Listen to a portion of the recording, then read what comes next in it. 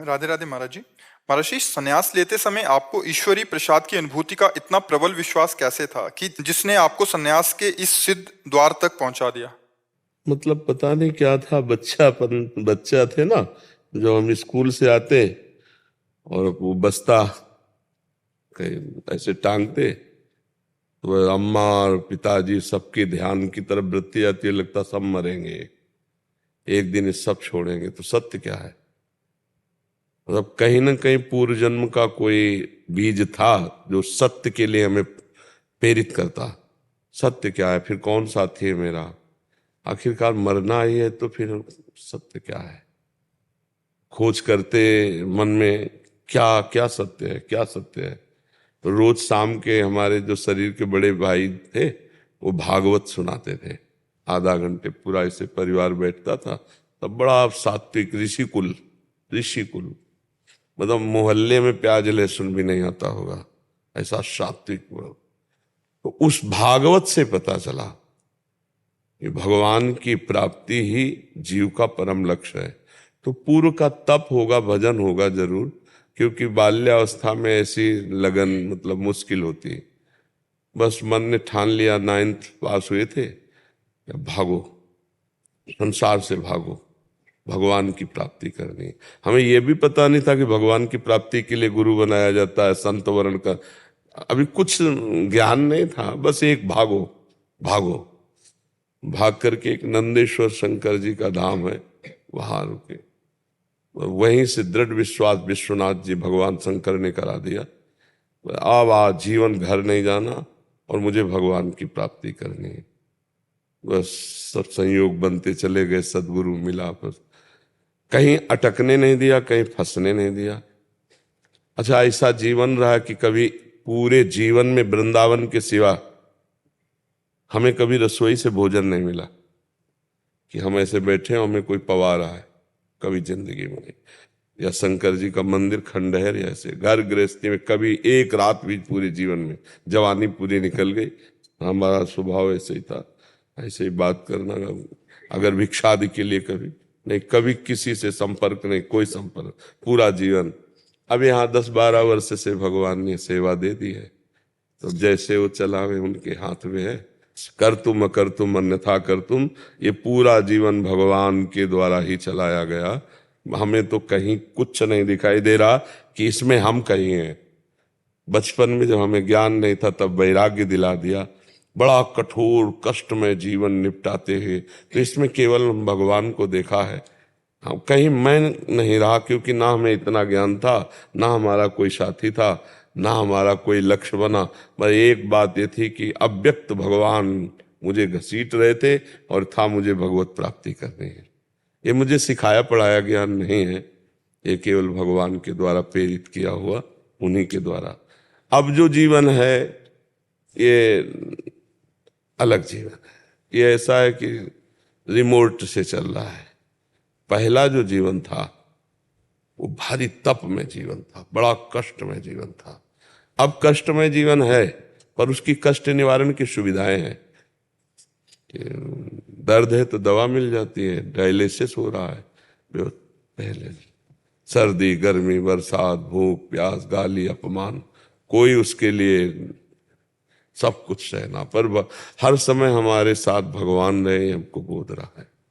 हर समय भगवान का अद्वितीय प्यार दिखाई देता है। कभी कभी अपमान जब होता, लोग गालियां देते गंगा किनारे जैसे, तो आकाश की तरफ देखते कि भगवान, तो आता सह जाओ, टूटना नहीं, चुप, सह जाओ सह जाओ। अंदर से आता सह जाओ सह जाओ, वही सारे। अब देखो लाखों नेत्रों से भगवान प्यार कर रहे हैं, कितने लोग प्यार कर रहे हैं, क्या संबंध है हमारा, क्या है हम? कुछ नहीं। लेकिन मेरे मालिक इतने रूपों में प्यार कर रहे हैं, जिसको देखो वही आनंदित हो रहा है देख के, वही नाच रहा है। ये क्या है? मेरे भगवान मुझे प्यार दे रहे। जिन्होंने कहा था चुप सह जा, वही इतने रूपों में जय हो राधा राधा, ऐसे मेरे भगवान इतने रूपों में प्यार कर रहे हैं। तो कहीं हम नहीं थे ना संन्यास लेने में, कहीं हम नहीं थे इतना कठोर जीवन व्यतीत करने में, और कहीं हम नहीं हैं इन सुविधाओं में। मेरे भगवान का केवल चल रहा है। कभी ऐसे पूरे संसार में एक भी व्यक्ति मेरा नहीं है, और पूरे संसार में हमें सब तरफ से प्यार मिल रहा है, क्योंकि मेरे भगवान सब रूपों में प्यार कर रहे हैं। ऐसा देख रहे हैं। कहीं हम न साधना में करने में थे, न कहीं हम इस वृंदावन की इस स्थिति में है। मेरे प्रभु सब कर रहे, और वो हम केवल देखते जा रहे हैं कि मेरे प्रभु क्या करा रहे, क्या बुलवा रहे, क्या दिखवा रहे। समझ पा रहे हो हमारी बात? हम कहीं संन्यास में नहीं थे, नहीं तो जो जीवन व्यतीत हुआ वो तीनों काल, सर्दी गर्मी बरसात, गंगा स्नान करना, कई कई दिन, मतलब 7-7 दिन हो जाते भोजन नहीं मिलता गंगा किनारे। पर कभी मन निराश नहीं हुआ कि चलो घर लौट चलते हैं। पूरा जीवन हो गया, घर से निकले ना, एक बार भी घर में बैठ के भोजन नहीं किया। पूरी जिंदगी हो गई जन्मभूमि नहीं। माता पिता सब पधार गए, कभी हमें पता नहीं, कभी हमें सूचना नहीं, कभी कोई मतलब। बिल्कुल असंग जीवन व्यतीत। अब व्यवहार में प्रभु उतार रहे, इतना व्यवहार। तो यह है कि जीवन का अंतिम समय है, अब जो भगवान करवा ले, उन्हीं का खेल चल रहा है। ऐसे चले हैं, ऐसे तो हमें ऐसे चलाया भगवान ने अपनी गोद में। कोई हमारा शिक्षक मित्र कभी नहीं। दूर से, जैसे कहीं संत वचन हो रहे तो हम बहुत अलर्ट रहते थे, सावधान। दूर से सुना है, 100 हाथ दूर से, मतलब की बात जो मिली पकड़ लिया, खत्म। हम कभी किसी से संपर्क नहीं रखा, कभी किसी का नहीं, दूर से सुना। और जिस आश्रम में रुके एकदम असावधान स्थिति दिखाते, पर परम सावधान रहते। जहां देखते यहाँ फंसाव होने वाला है, अपना कमंडल दंड उठाया, चल दिया। कोई मतलब नहीं, कब चले गए, कहाँ चले गए, कोई मतलब नहीं। ऐसे जीवन कटा है पूरा, असंग जीवन, पशुवत जीवन। हमारे पैरों की चमड़ी इतनी मजबूत थी, कभी जूता नहीं पहना, कि अगर बम्बूल का कांटा लगे तो टूट जाएगा, घुसेगा नहीं, ऐसा था। इतनी इतनी बीमारी थी यहाँ, फिर दवाइयाँ लगा लगा के तब वो। अब तो जीवन क्या है, अब तो जैसे प्रभु रखे, मरा हुआ जीवन है। तो मरा हुआ जीवन है ना, हम कुछ कर सकते हैं, किडनी फेल शरीर है, ना कुछ सोच सकते हैं। सोच वही जो प्रभु सोचावे, क्रिया वही जो प्रभु करावे। अब तो बस ऐसे हम नहीं, हम कभी सोफा में बैठे थे, हम कभी नहीं कुछ आसन के सिवा जीवन में। हमसे एक बार एक संत ने पूछा था, तुम्हारा लक्ष्य क्या है? तो हम कहा श्वान प्रवृत्ति की तरह, जैसे कुत्ते को एक बार टुकड़ा डालो, फिर डंडा मारो तो चलो, फिर पुचकारो, फिर टुकड़ा डालो, फिर आ जाएगा। 10 बार करो तो 10 बार आ जाएगा, 10 बार दबका, उसका कोई मान नहीं। फुटपाथ में सोता है, मर जाए तो उसकी अंत्येष्टि किया करने वाला कोई नहीं। ऐसा जीवन चाहते थे, कोई पूछने वाला न हो, एकांत में बैठकर केवल भगवान के लिए रोए, केवल उनके लिए तड़पे। अब उनका खेल, अब वो सब करवाना चाहते तो कौन रोक सकता है? नहीं तो हमारा जीवन का लक्ष्य यही था, एकांत में भगवान के लिए बैठकर रोऊं, रात दिन भगवान के निरंतर चिंतन में रहूं, और मर जाऊं तो कोई पूछने वाला ना हो, तो अंत्येष्टि क्रिया करने वाला ना हो। ऐसा भाव था। 3 नियम लिए थे जीवन में। कभी पैसा अपने पास नहीं छूंगा, रखूंगा नहीं। हमारा दूसरा, राजकीय विभाग में कभी हमारा नाम नहीं होगा, न जमीन न पे। तीसरा, कभी जिंदगी में शिष्य नहीं बनाऊंगा। 3 नियम लिए थे, एक नियम टूट गया, गुरु आज्ञा शिष्य बनाना। आज तक हमारे पास एक पैसा नहीं, एक हमारे नाम कोई जमीन नहीं, कहीं भी राजकीय विभाग में कहीं भी कुछ नहीं। ऐसे सत्संग किया, ऐसे किया, जो आया ये उठाए, संत जन है, खाओ फिर। हमारा कोई ना हिसाब से मतलब है, ना हमारा कोई लेने देने से। जहां हम रह रहे हैं वो एक शिष्य का फ्लैट है, वही आज भी खर्चा चला रहा है पूरा उसका, उसमें हम केवल रह रहे हैं। जो गाड़ी है वो आने जाने के लिए 2-3 शिष्यों की है खड़ी, जिसमें बैठो चले आओ, छोड़ दो। ना हमारा गाड़ी, ना रुपया, ना पैसा, ना कभी। भाई एक चीज में ये जो शिष्य, ये गुरु आज्ञा हुई कि मंत्र दो, शिष्य बनाओ जीवन का जो। तो फिर अब लगा कि जिनकी वस्तु है वो करवाना चाहते, इसलिए हो रहे नहीं। पक्का समझो, हमारा प्रवचन करना, एकांतिक का उत्तर देना, समाज, ये हमारा स्वभाव नहीं था, स्वभाव नहीं था। पशुवत एकदम जीवन। और कभी हम किसी से प्यार से बात नहीं की। पीछे जो 10-12 वर्ष के पहले ब्रजवासी जन मिले, उनसे पूछ लेना, कभी प्यार से बात नहीं की। अगर किसी ने राधे श्याम कहा तो मनाया, उत्तर दे दिया, नहीं दिया, अरे क्या बात है, ऐसे बात की कि दोबारा हमारे सामने खड़ा ना हो, ना काहू से दोस्ती ना काहू से बैर, पर फुसकार रखनी। काटना किसी को है नहीं, पर फुसकार रखनी जिससे कोई प्यार न कर पावे। आज तक कोई दोस्त नहीं, आज तक किसी से, ये हमारे भगवान का हमारे स्वभाव में नहीं था। अगर कोई हमारी वार्ता हुई और कोई ऐसे 150 रुपया रखे तो हम डांट देते थे, बनिया की दुकान समझे। भगवान की चर्चा सुनी जा, अपने दिमाग में धारण कर, पूरा जीवन ऐसे। तो यही उसी का लाभ आपको मिल रहा है। ये भी बात सुनो, हम कोई पढ़े लिखे ग्रेजुएट नहीं है, हम वो कोई व्याकरणाचार्य और शास्त्री नहीं है। जो जीवन में मिला है उसी का लाभ आपको मिल रहा है। तो भगवान ही हमारे संन्यास दिलाने वाले थे, भगवान ही हमारे जीवन को निर्वाह करने वाले थे। आज भी भगवान ही हमारे जीवन का निर्वाह कर रहे हैं। और हमारा ये अंतिम जन्म है, अब हमारा जन्म नहीं होगा। जैसे होता है ना कि हम छक गए तो हमें पता चल जाता है ला, ऐसे हम छक गए, हमें अंदर से पता चल, बार बार अंदर से हो गया काम। बस अब इंतजार है शरीर छूटने का।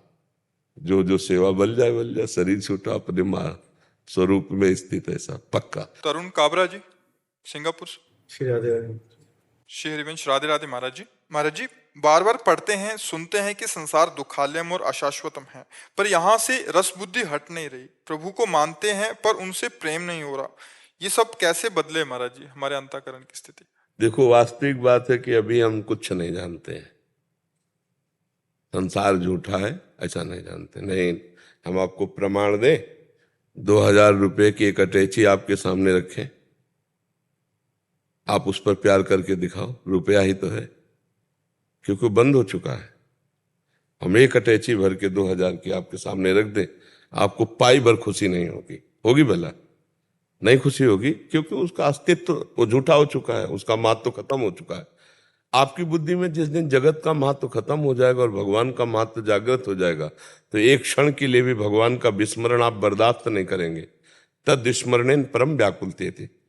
ऐसे महत्वशील भगवान का हम कैसे विस्मरण कर सकते हैं? तो वास्तविक क्या है कि एक होता है बुद्धि की जानकारी हो जाना और एक होता है हृदय से स्वीकार कर लेना। अभी हृदय से स्वीकृति नहीं हुई कि संसार असत है, ये भोग असत है, बुद्धि में जानकारी हो चुकी है। तो इस जानकारी को जब तक अनुभव में नहीं लाया जाता तब तक जानकारी व्यर्थ ही होती है। तो हमारी जो भोगों में रस बुद्धि है वो तब छूटेगी जब भगवान के नाम में रस बुद्धि हो, भगवान के रूप में रस बुद्धि हो। तो हमको जपना पड़ेगा, बार बार नाम को जिह्वा से रगड़ना पड़ेगा। जैसे दो लकड़ियों के घर्षण से, अति घर्षण से अग्नि पैदा हो जाती है, ऐसे जबान में नाम के घर्षण से ज्ञानाग्नि प्रकट हो जाती है। और जब ज्ञान प्रकट होगा तो संपूर्ण भोग विलास, जैसे बमन, जैसे विष्ठा, जैसे विष, ऐसे शास्त्रों में वर्णन आया है। बमनवत त्याग, मलवत त्याग, विषवत त्याग, ब्रह्मादिक के भोग शब्द विषम लागत ताय, नारायण ब्रज चंद की लगन लगी है। ब्रह्मादिक के भोग, मृत्युलोक की बात क्या है? रमा विलास राम अनुरागी, तजत बमन जिम जन बड़भागी। भगवान के बड़भागी भक्त त्रिभुवन की भोग वैभव लक्ष्मी को ऐसे त्याग देते हैं जैसे बमन की तरफ कोई नहीं देखता है। ऐसा मलवत त्याग कर देते, जैसे मल त्याग का अहंकार नहीं होता, ऐसे बड़े त्याग का भी अहंकार नहीं। कैसे? जब खूब नाम जप करे। तो आप नाम जपने लगो, उठते बैठते चलते फिरते जितना नाम जप करोगे उतना ही ज्ञान प्रकाशित होगा। जितना सच्चा ज्ञान होगा उतना ही जगत का राग छूटेगा।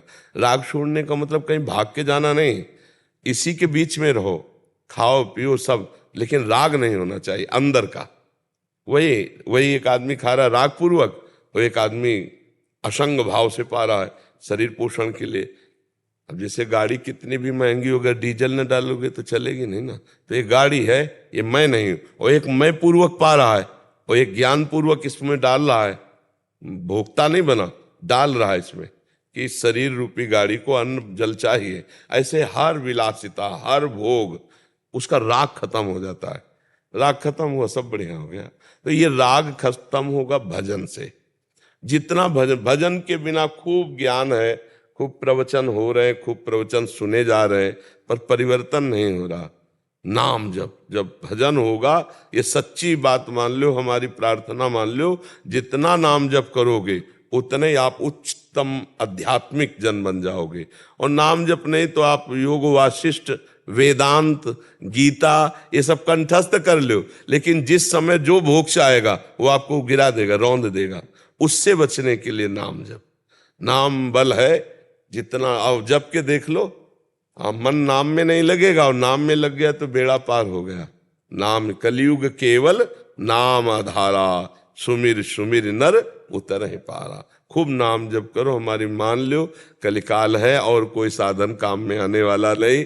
देखो हम खूब जानते हैं कि संसार झूठा है, पर पूरा समय उसी झूठे के चिंतन और भोग में जा रहा है।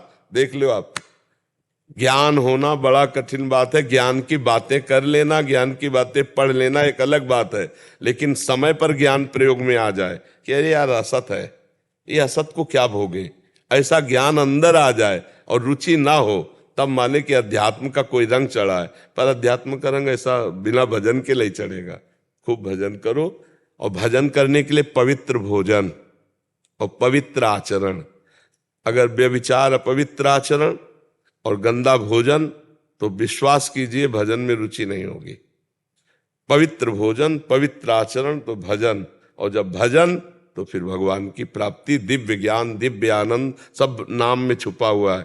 जो आपको नाम प्रियो, राम कृष्ण हरि, जो नाम प्रियो वो खूब नाम बार बार जपिए, पवित्र आहार कीजिए और पवित्र आचरण रखिए। चरित्र पवित्र, भोजन पवित्र, तो भजन खूब डट के होगा। भजन डट के हुआ तो माया से मुक्त हो जाओगे। और अपवित्र आचरण, अपवित्र भोजन, तो भजन नहीं होगा, भोग प्रवृत्ति भागती रहेगी और मन खिन्न हो जाएगा, भजन में नहीं लगेगा। इसलिए ये भी ध्यान रखना है कि हमारा चरित्र पवित्र हो, हमारा भोजन पवित्र हो। आरती जी। राधे राधे।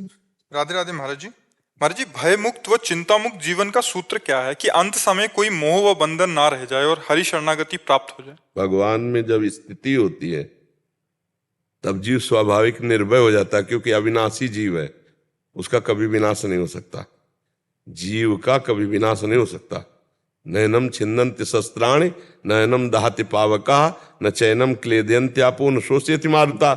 जब ये ज्ञान हो जाएगा तो निर्भय हो जाएगा, निःशोक हो जाएगा, निश्चिंत हो जाएगा। पर ये जो ज्ञान है अपने स्वरूप का, शरीर में मैं भाव होने से ढक गया। देखो, चाहे जितनी बातें करो, अपने को यही याद रहता है मैं पुरुष हूं, मैं स्त्री हूं। अब शरीर को लेकर के अगर हम जिएंगे तो भय भी लगेगा, शोक भी होगा, चिंता भी होगी, सुख दुख का भी अनुभव होगा। हमें अगर निर्भय होना है तो शरीर राग छूटना चाहिए। बिना शरीर राग छूटे हम निर्भय नहीं हो सकते। तो शरीर राग छूटने के लिए भगवान का भजन, भगवान की शरणागति, भगवान की लीला चरित्रों का श्रवण और सबकी सेवा। जिसकी भी मान लो घर परिवार में जो भी सदस्य हैं भगवत भाव से धर्मयुक्त, सबकी सेवा, तो हमारा मन निर्भय होने लगेगा। जैसे मृत्यु का आखिरी भय सबको सताता है, पर जब पता चल गया कि मैं एक शरीर नहीं हूं वास्तविक, फिर भय नहीं रहेगा। भक्तों का जीवन ऐसे अंतिम समय पूर्ण होता है जैसे मतवाले हाथी के गले से फूलों की छोटी माला टूट जाए तो उसे पता भी नहीं चलता। ऐसे भक्तों का जो जन्मत मरत दुसा दुख होई, वो भक्त को नहीं होता। वो भगवान सामने ध्यान में है, नाम चिंतन करते, शरीर छूट हो गया। निर्भय पद बिना भगवान का भजन किए नहीं मिल सकता। शरीर राग छूटे बिना आप भय रहित नहीं हो सकते। जब तक शरीर में अपनापन है तो भय रहेगा, कामनाएं रहेंगी, चिंता रहेगी, शोक रहेंगे। तो भगवान की शरण में होकर भगवान का नाम जप करते हुए, भगवान की लीला चरित्रों का गायन करते हुए यदि हम जीवन व्यतीत करें और शरीर को एक यात्रा की केवल गाड़ी समझे। देखो, पहले ये शरीर आपका नहीं था, ये शरीर बाद में भी आपका नहीं रहेगा। पक्का पता है ना कि इस पिंजड़े से निकलना होगा, निकलना होगा। तो ये रूप आपका नहीं है। ये कुछ दिन के लिए आपको गाड़ी मिली, जैसे सरकारी गाड़ी बंगला मिलते हैं ना, ऐसे गाड़ी मिली, और ये अध्यात्म की गाड़ी है। इससे आप अध्यात्म ज्ञान प्राप्त करके भगवान नारायण के स्वरूप को प्राप्त हो सकते हैं। आप इसे गंदा आचरण करके भूत प्रेत बन सकते हैं। नाली के कीड़ा बन सकते हैं, आप नरक जा सकते हैं, जो चाहें। ये बहुत बढ़िया है, मनुष्य शरीर ऐसा है, इससे जो चाहो आप प्राप्त कर सकते हो।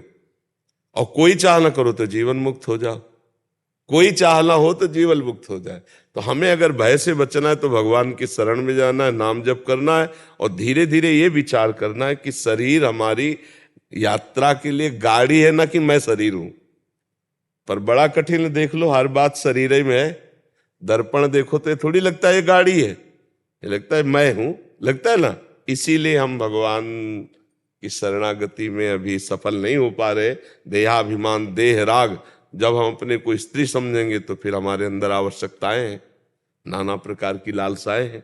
हम अपने को पुरुष समझेंगे तो लालसाएं हैं, और इन्हीं कामना और लालसा में फंस गए तो भगवान की प्राप्ति नहीं होती।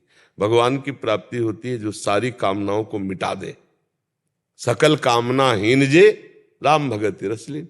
और जब कामना मिट गई तो भय किसका रहा? फिर भय नहीं, फिर चिंता नहीं, फिर शोक नहीं, किसका प्रश्न था?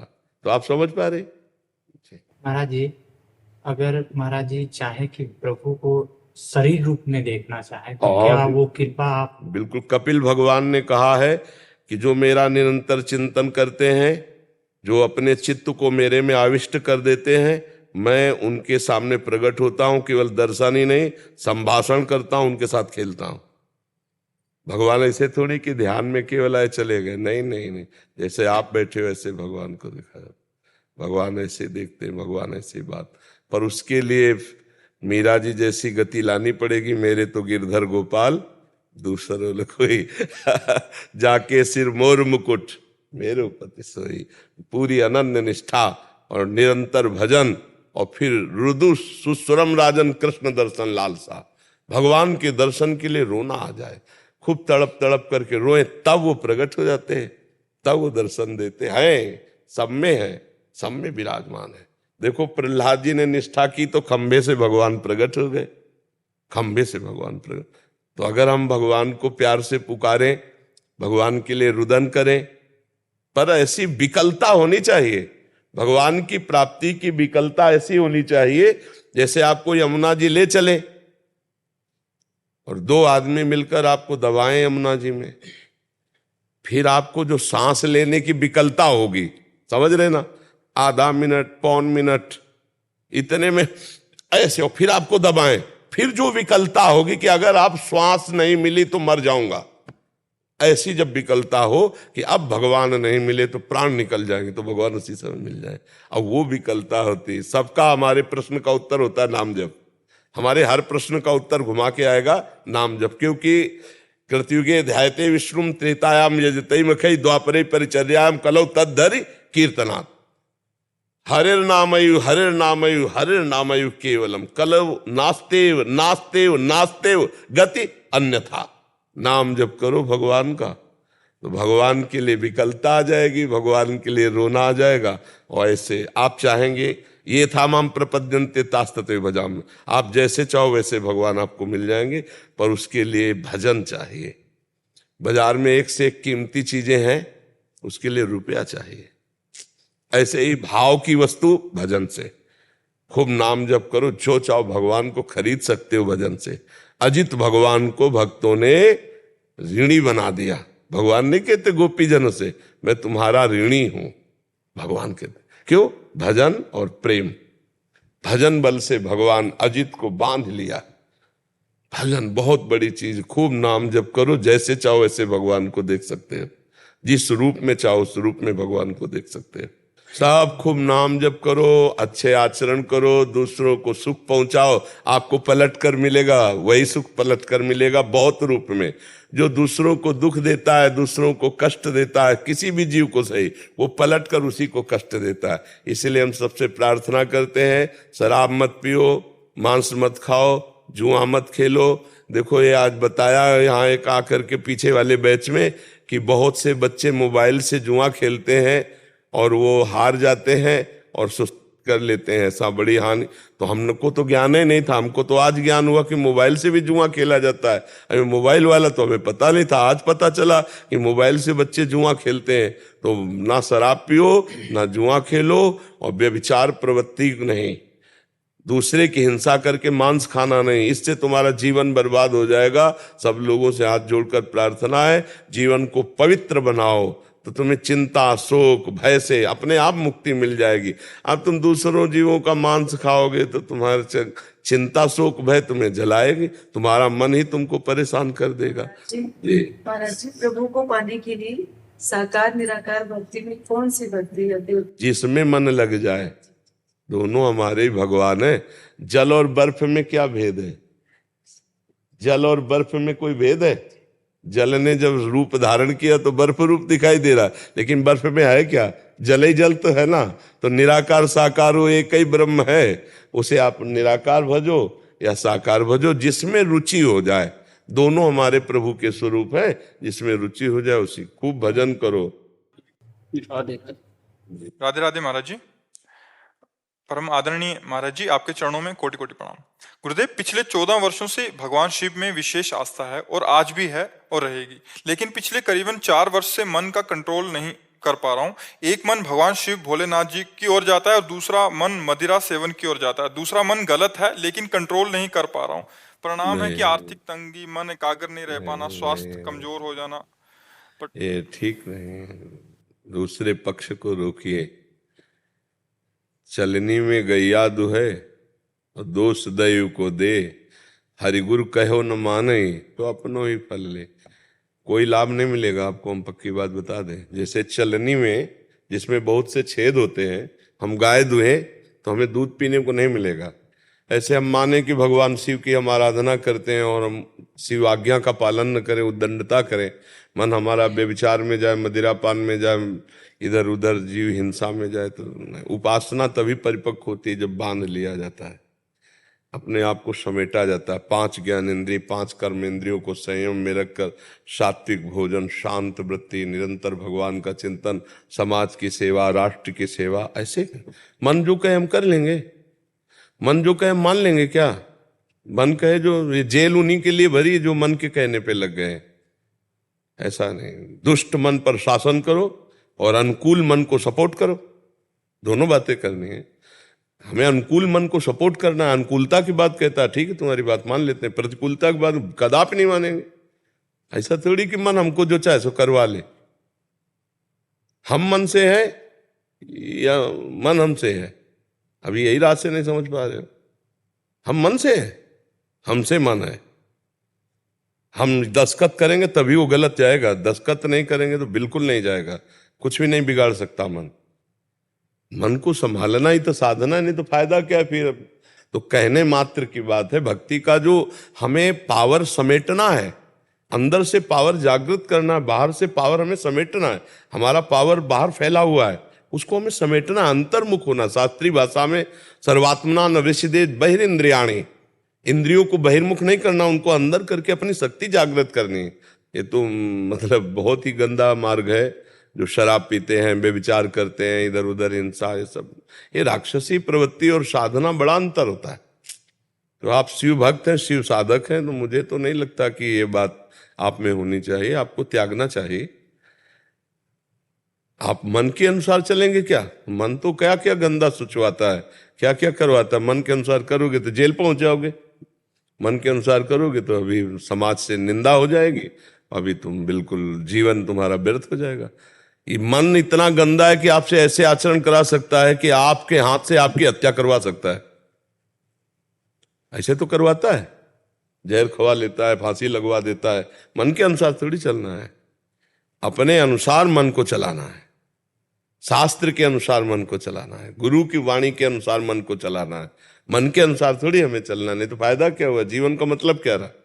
जैसा हमारे गुरुजन आदेश करते हैं, जैसा हमारी गुरुवाणी आदेश करती, वैसा हमें चलना है, वैसे हमें आचरण उतारने। तभी क्यों, समझ रहे हो ना?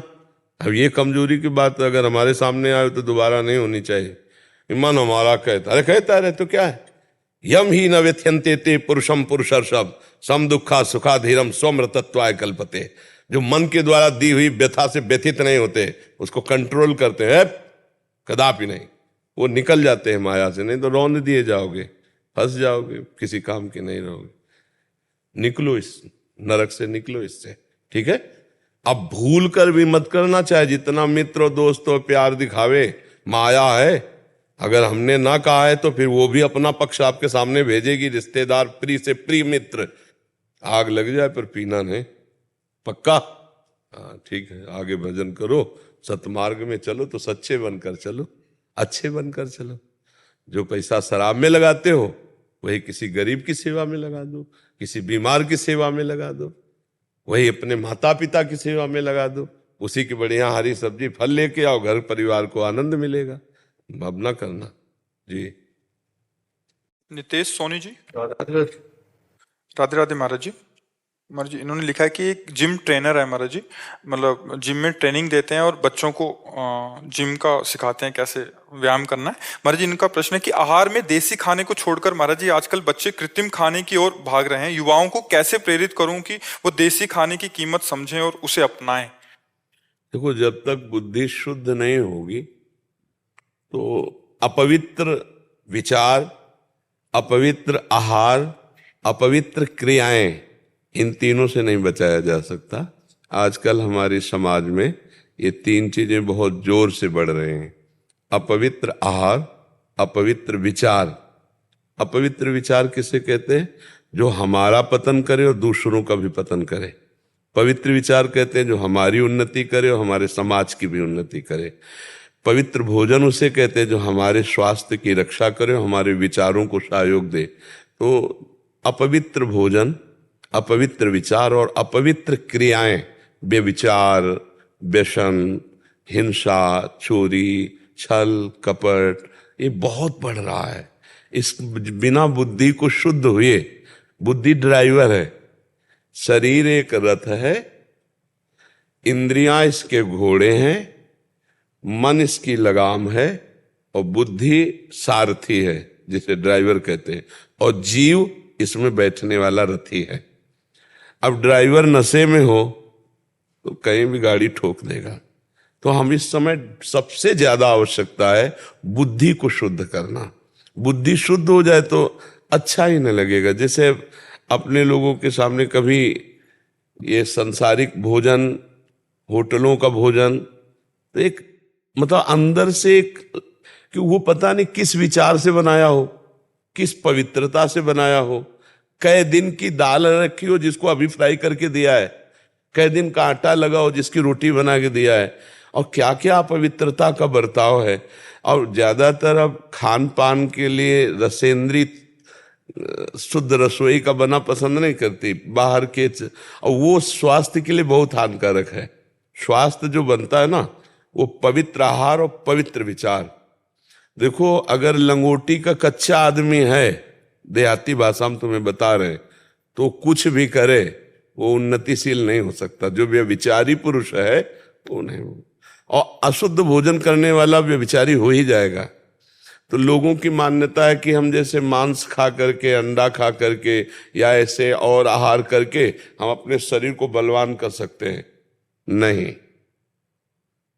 सात्विक और भजन बल का जो आत्मबल है, आत्मशक्ति है, उसमें बड़ा बल होता है। ब्रह्मचर्य, संयम और सात्विक भोजन में जो बल है वो गंदे भोजन में बल नहीं है।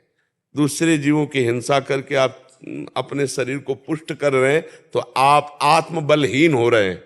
शरीर बल भले आपका बड़ा दिखाई दे, और आत्मबल ना होने के कारण आप काम विजयी नहीं हो सकते, आप क्रोध विजयी नहीं हो सकते, आप अहंकार विजयी नहीं हो सकते।